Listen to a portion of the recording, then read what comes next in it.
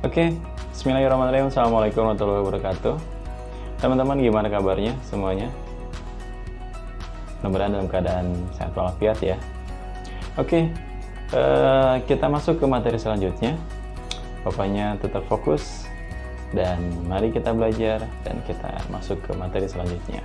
Check this out. Kali ini kita akan bahas tentang pajak penghasilan pasal 21. Pajak penghasilan 21 ini merupakan sebuah kewajiban pajak yang harus dibayar oleh wajib pajak. Artinya, seseorang yang sudah mempunyai penghasilan, yang sudah mempunyai pendapatan, itu wajib hukumnya membayar pajak penghasilan pajak atau pasal 21. Oke. PPh pasal 21 ini bisa dalam bentuk gaji, ya, tunjangan, honorarium, dan pembayaran lainnya, atau tunjangan-tunjangan lainnya, tunjangan lembur, tunjangan jabatan, tunjangan-tunjangan lainnya, itu masuk di dalam akan dikenakan pajak pasal 21. Terus dengan pekerjaan atau jabatan atau jasa atau kegiatan orang pribadi, subjek pajak dalam negeri. Artinya, itu kita bisa dalam sebuah on position, kita mempunyai posisi tertentu, atau kita punya konsultan jasa, atau kita punya yang pasti apapun bentuk usahanya, kita sudah mendapatkan penghasilan atau mendapatkan pendapatan, itu akan dikenakan nanti pajak penghasilan pasal 21. Nah, pemotong PPh 21 siapa aja? Yang pertama pemberi kerja, otomatis jelas perusahaan nanti yang akan memotongkannya. Jadi nanti bendaharawan atau bagian keuangan di perusahaan tersebut wajib hukumnya melaporkan seluruh karyawan untuk dilaporkan ke pajak. Baik itu yang tetap maupun yang kontrak, itu teman-teman. Jadi nanti perusahaan wajib hukumnya melaporkan semuanya, seluruh karyawan baik tetap maupun tidak tetap itu ke pajak. Karena apa? Kalau itu tidak dilaporkan, itu akan dikenakan sanksi dan denda perusahaan tersebut. Gitu. Jadi makanya wajib hukumnya bendahara atau bagian keuangan ataupun nanti konsultan yang membidangi tentang pajak itu akan selalu melaporkan pajak dan wajib melaporkan pajak. Nah, selanjutnya ada bendahara pemerintah pusat maupun daerah, jelas. Itu nanti tiap ada Pemda itu pasti ada bendahara, ada bagian keuangan yang akan memotong. Salah satunya kemarin teman-teman ingat ya, ada kemarin PBB, itu salah satunya bendahara dari pemerintah daerah. Terus ada dana pensiun atau badan lain, itu ada jelas. Ada dana pensiun, nanti ada potongan pula. Terus pekerjaan pribadi, badan membayar honorarium gitu. Terus penyelenggara kegiatan organisasi atau orang pribadi. Jadi mau itu pribadi, mau itu organisasi, contoh punya ada konsultan jasa mengenai pajak, itu ada. Dan jadi dia konsultan pajak yang menghandle atau yang selalu melaporkan setiap tahunnya, baik itu internal maupun eksternal. Gitu teman-teman. Oke, wajib pajak PPh pasal 21. Nah, siapa aja yang dikenakan adalah seseorang yang dikenai pajak atas penghasilannya. Ingat, yang mempunyai penghasilan, baik itu pegawai, baik itu yang memiliki dana pensiun maupun bendahara pemerintah. Ini pun sama akan dikenakan pajak PPh pasal 21. Badan yang membayar honorarium, ya, penyelenggara kegiatan itu pun sama. Pokoknya seseorang yang memiliki pendapatan atau penghasilan itu akan dikenakan pajak. Nih, lapisan penghasilan kena pajak ini tarifnya berbeda-beda, tergantung pendapatan yang diterima setiap tahunnya. Ada yang maksimal setiap tahunnya 50 juta, ada. Ada yang di atas 50 sampai 250 juta, ada. Sampai 500 juta, ada. Sampai di atas 500 juta, ada. Sampai miliar pun ada. Nah, itu nanti yang akan dikenakan tarifnya. Ini yang berbeda-beda. Pak, kalau artis penghasilannya kan besar, berarti pajaknya besar. Betul, penghasilannya sangat besar, otomatis pajaknya pun akan kena besar juga. Gitu. Makanya ini sesuai kemampuan, kapasiti masing-masing. Kemampuan masing-masing, sehingga tarifnya pun mengikuti sesuai kapasitasnya. Begitu teman-teman. Ingat ya, kalau maksimal 50 juta itu 5%, atau bisa sampai maksimal di bawah 60 juta. Biasanya masih dikenakan tarif 5%. Oke, kalau sudah di atas 60 juta ke atas, atau di atas 100 juta ke atas, itu dikenakan tarif sekitar 15% nanti PTKP-nya. Nanti kita akan bahas di contoh kasus supaya tidak bingung ya.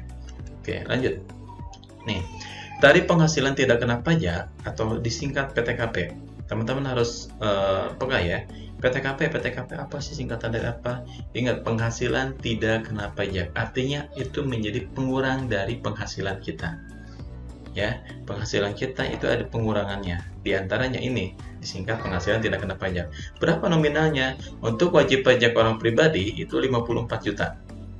Oke, kalau wajib pajak sudah menikah, nanti ada tambahannya pengurang, sebagai pengurang 4.500.000. Terus ada PTKP istri dengan pendapatan digabung dengan suami, tadi 54 juta, ditambah maksimal 3 orang tanggungan keluarga saudara 4.500.000. Jadi nanti 54 juta ditambah 4,5 juta, jadi 58.500. Nah, itu sebagai penghasilan yang tidak kena pajak. Nah, nanti kita masuk ke contoh kasus lagi. Nih, tata caranya perhitungan pegawai tetap. Ini, nanti kan setiap pegawai itu ada statusnya masing-masing. Ada pegawai tetap, ada yang pegawai tidak tetap, atau kita kenal dengan kontrak, atau kita kenal dengan honor. Sama nggak dibebankannya? Jelas, itu nanti akan berbeda. Perilakunya akan berbeda terhadap yang pegawai tetap dengan yang tidak tetap untuk pengenaan pajaknya. Nah, ini kita bahas tentang pegawai tetap dulu. Penghasilan bruto dikurangi biaya jabatan. Oke. Nah, biasanya dikenakan tarif itu 5% dari penghasilan bruto maksimal 500.000 per bulan atau 6 juta per tahun. Nah, gitu biaya jabatannya. Terus dikurangi lagi iuran dana, ada namanya iuran dana pensiun, ada namanya JHT, jaminan hari tua ya. THT itu tunjangan hari tua gitu. Terus dibayar itu pun dibayar sendiri. Dikurangi lagi diperoleh penghasilan neto. Nah, neto berapa? Neto itu ingat, ada bruto, ada neto. Kalau bruto itu penghasilan kotor, belum dikurangi lagi dengan biaya-biaya atau beban-beban. Tapi kalau sudah neto, itu sudah pendapatan bersih. Itu kurang lebihnya. Oke. Nah, penghasilan neto nanti dikurangi PTKP-nya berapa, dikurangi lagi penghasilan kena pajaknya berapa, baru nanti dikalikan tarif pajak terutangnya. Nanti ini baru nanti kebayang ketika kita ada contoh kasus. Tapi ini saya ilustrasikan dulu ya. Bahwasanya setelah penghasilan neto tadi dikurangi lagi PTKP penghasilan tidak kena pajak, dikurangi lagi penghasilan kena pajak. Nah, baru nanti dikalikan pajak terutang tarifnya berapa. Gitu. Nih, nanti teman-teman akan menemukan di dalam pasal 21 ini kriteria dan berdasarkan formnya. Ada yang 107 form 1770 ini biasanya yang mempunyai penghasilan bebas. Di antaranya dokter, notaris, konsultan, itu penghasilannya fluktuatif. Bisa besar sekali, bisa sedikit sekali. Nah, tergantung. Nah, ini menggunakan formulirnya 1770. Nah, kalau yang gimana kalau kita pegawai yang penghasilannya di bawah 60 juta per tahun? Ya, nanti menggunakan form 1770S. Gitu. Nah, kalau yang ini yang di atas 60 juta. Kalau yang di bawah 60 juta itu formnya adalah 1770SS. Nanti ada guidance-nya.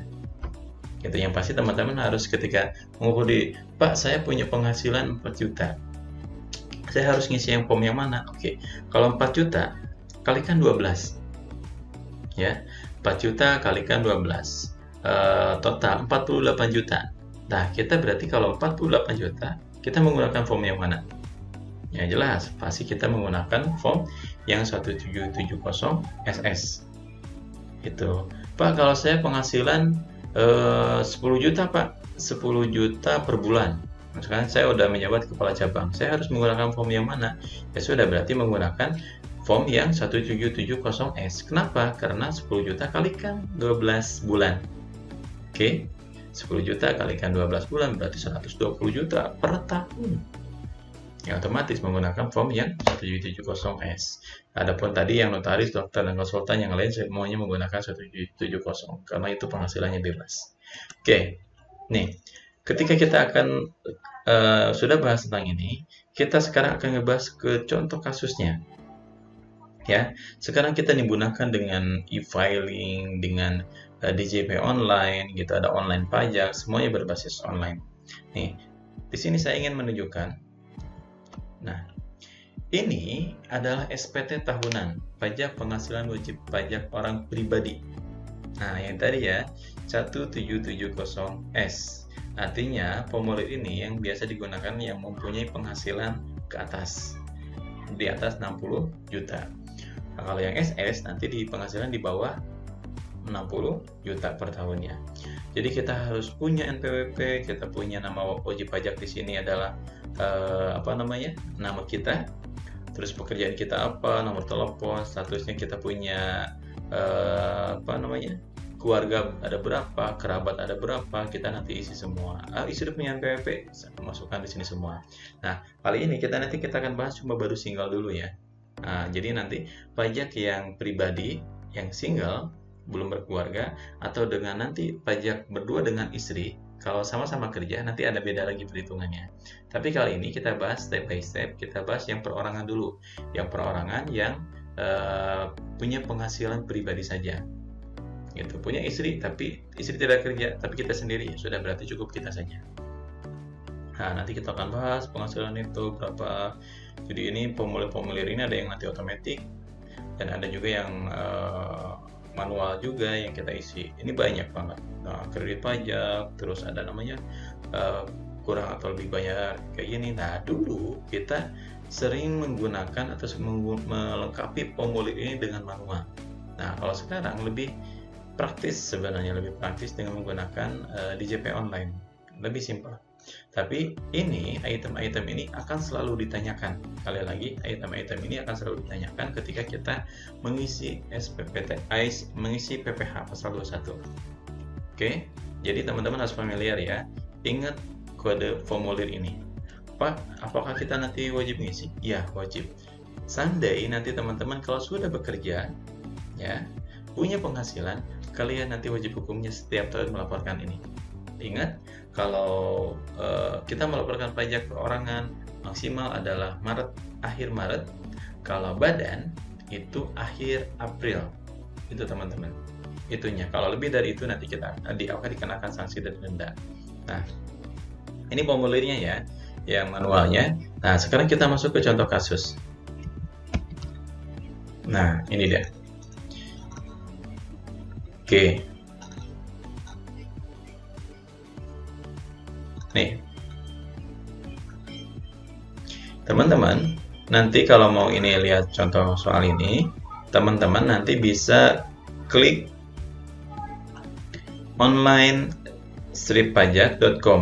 Nanti kita akan cara perhitungan PPh pasal 21 ini seperti apa. Oke. Nah, kita akan bahas nih.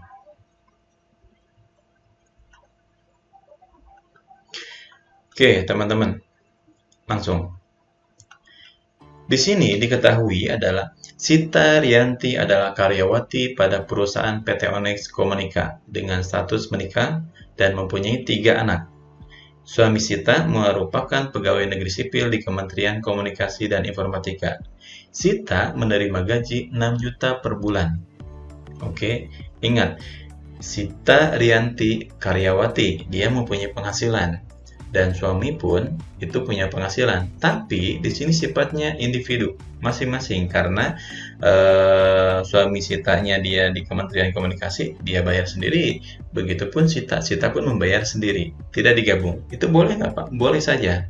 Kalau misalkan digabung, nanti digabungkan, nah, yang menjadi wajib pajaknya atau bebannya itu akan menjadi double. Tapi karena ini ditanggung dan ada tunjangan dari salary-nya, makanya dipisah. Sita membayar sendiri, suaminya pun di sini contoh kasusnya membayar sendiri. Nah, PT Onyx Komunika mengikuti program pensiun dan BPJS Kesehatan. Perusahaan membayarkan iuran pensiun dari BPJS sebesar 1%. Ingat sekali lagi, pesannya ini 1%. Dari perhitungan gaji, yakni senilai 60.000. 1% dari gaji Sita tadi berapa? 6 juta rupiah. 1% dari 6 juta rupiah sama dengan 60.000 per bulan. Di samping itu, perusahaan membayarkan iuran jaminan hari tua JHT karyawannya setiap bulan sebesar 3,70% dari gaji. Gajinya berapa tadi? 6 juta rupiah. Sedangkan Sita membayar iuran JHT sebesar 2% dari gaji. Oke, lanjut. Premi jaminan kecelakaan kerja ini pasti ada. JKK dan jaminan kematian dibayar oleh pemberi kerja perusahaan ya, berarti dengan jumlah masing-masing sebesar 0,24% untuk JKK, jaminan kecelakaan kerja, dan 0,3% untuk jaminan kematian dari gaji. Oke, lanjut. Pada bulan Juli 2016, di samping menerima pembayaran gaji, Sita juga menerima uang lembur atau overtime senilai 2 juta rupiah. Nah, kita breakdown sekarang. Yang pertama, tadi gaji Sita sebesar 6 juta rupiah. Oke, gajinya 6 juta rupiah. Tunjangan lainnya jika ada. Oh, tunjangannya tadi ingat ada lemburan di sini. Lemburannya berapa? 2 juta. Berarti tunjangan 2 juta ini selama 1 tahun namanya. Oke, kita masukkan ke sini. Lanjut, tadi JKK 0,2% dikali gaji pokok. Hasilnya adalah 14.400. Begitupun JK, jaminan kematian, 0,3% dikalikan gaji pokok. Oke, sama dengan 18.000.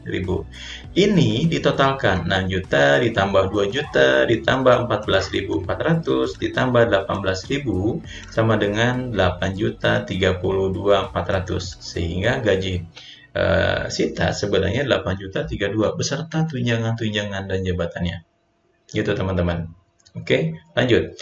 Nah, ini kan baru bruto. Ingat sekali lagi, kalau bruto itu masih penghasilan kotor.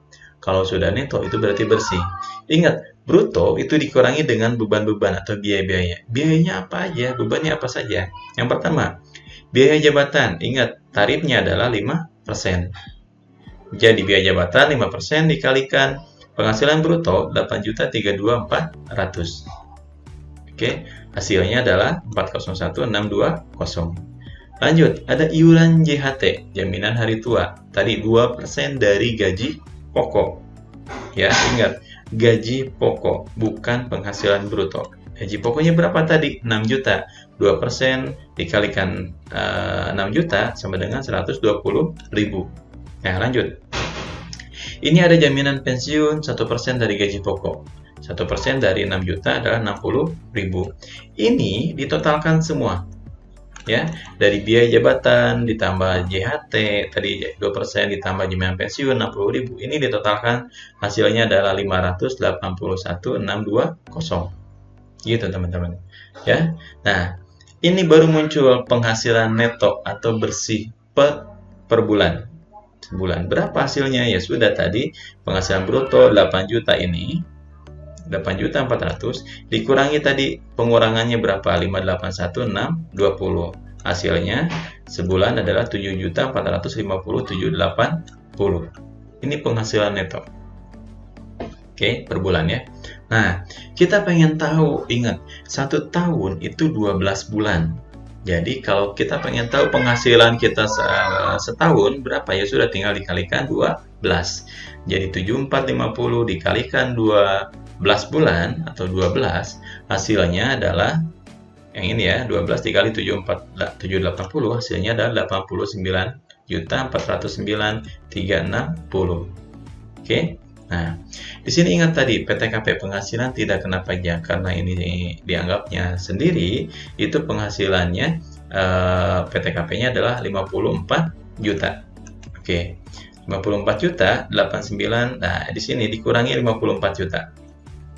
Sama dengan 35.409.360. Oke. Nah, di sini ini agak unik, teman-teman. Kalau pembulatan ke bawah gimana dong Pak kalau kayak gitu? Ingat, kalau angka 5 ke bawah itu pembulatannya ke bawah. Gitu, pembulatannya ke bawah. Kalau itu dari angka 6 ke atas, itu pembulatannya ke atas. Nah, karena ini berhubung 360, ya, ini 360, ini di bawah 5. Jadi pembulatannya ke bawah, jadilah 0 di sini. Oke? Jadi 0 di sini. Tapi kalau ini misalkan 660, itu pembulatannya ke atas. Ini menjadi 410. Itu teman-teman. Ingat sekali lagi, pembulatan itu kalau angka 5 itu pembulatan ke bawah. Berarti 0 semuanya.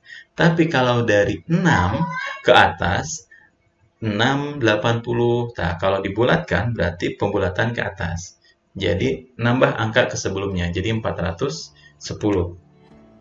Oke, paham ya? Nah, karena ini tadi angkanya 360, sehingga pembulatannya ke bawah. Nah, pembulatan ke bawah sehingga di sininya 000. Jadi yang 360 ini dihilangkan atau dibulatkan. Nah, 35409, oke, dikalikan tadi PPh terutangnya 5% karena penghasilannya di bawah, ingat, di bawah 60 juta. Ingat tadi tarifnya yang 0 sampai 50 juta 5%, kalau 50 juta sampai 2,5 itu nanti 15%. Karena ini di bawah 50 juta, oke, jadi kena PPh terutangnya 5%. 5% kali 35409 sama dengan 1.770.450. Oke, itu. Nah, ini adalah pajak tahunan yang harus dibayar oleh wajib pajak. Kalau kita pengen tahu pajak per bulannya berapa, ya sudah gampang, tinggal dibagi 12 saja. 1770450 dibagi 12. Hasilnya adalah 147538. Ini berarti pajak per bulan. Gitu teman-teman. 147538. Jadi teman-teman, ini pajak per bulan yang harus dibayar.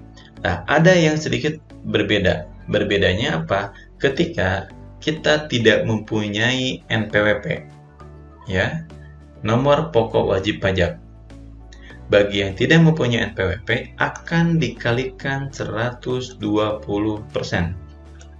Oke, 120% dikalikan 147 ini. Ya, jadi 147.538 dikalikan 120%, hasilnya adalah 177.046.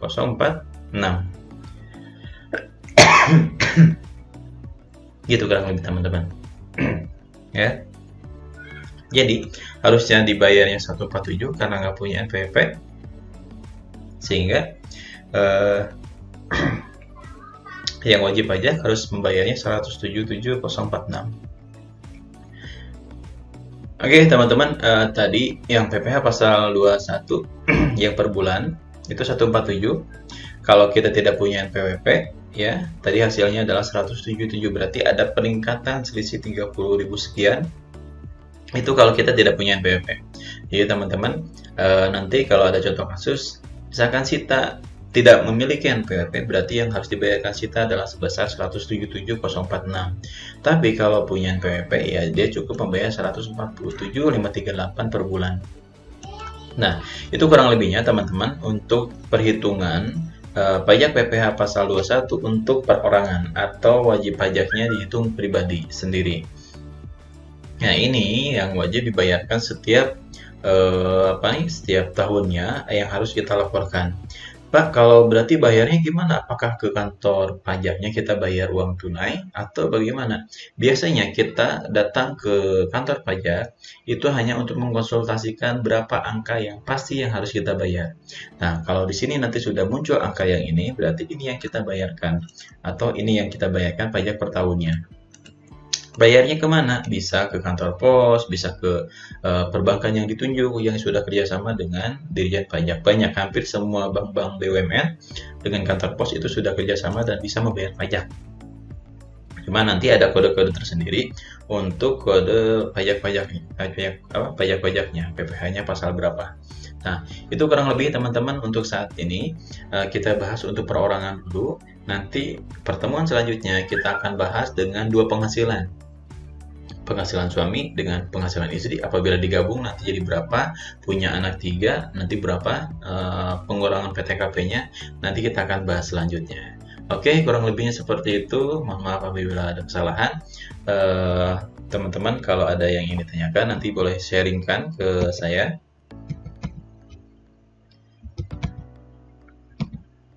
Nah, nanti bisa di-sharingkan juga ke saya.